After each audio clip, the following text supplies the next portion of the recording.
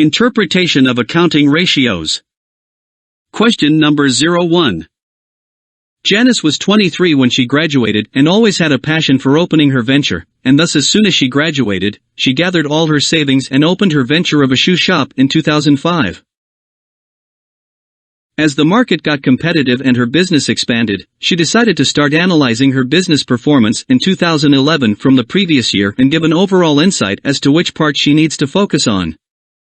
Below are the details that are given to calculate the necessary ratios and analyze the performance of the Janice shoe shop in 2010 and 2011. 60% of the total sales are credit sales. The ratios you are required to calculate are as follows. 1. Gross profit margin. 2. Net profit margin. 3. Average inventory. 4. Inventory turnover days. 5. Receivable collection period. 6. Payables payment period. 7. Current ratio. 8. Quick ratio. 9. Return on capital employed. B. Analyze and compare the ratios in both years.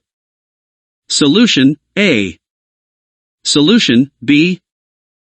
Between 2010 and 2011, there is a 3% drop in the gross profit margin of Janice, which indicates a slight drop in Janice's trading performance, which would be either because the selling price has fallen or costly of sales have increased. Despite the fall in gross profit margin, there is an improvement in the net profit margin by more than 2%, which indicates that Janice has phenomenal control over expenses, and the expense-to-sales ratio fell from 22.5% to 17.4%, which is commendable. This can also be reflected in the fact that ROS has improved by almost 2%, which slows growth in profitability.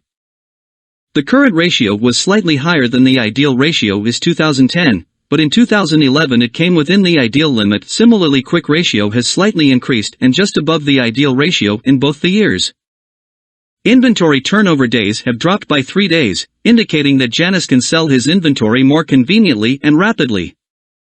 There is a deterioration of 6 days in the receivables collection period, indicating that Janice is having difficulty in collecting money from receivables and hence in return is paying his payables 6 days later, which is not a very good strategy because by doing this he is not only foregoing discounts but is also compromising on his relationship with the supplier. The overall working capital cycle has slightly improved.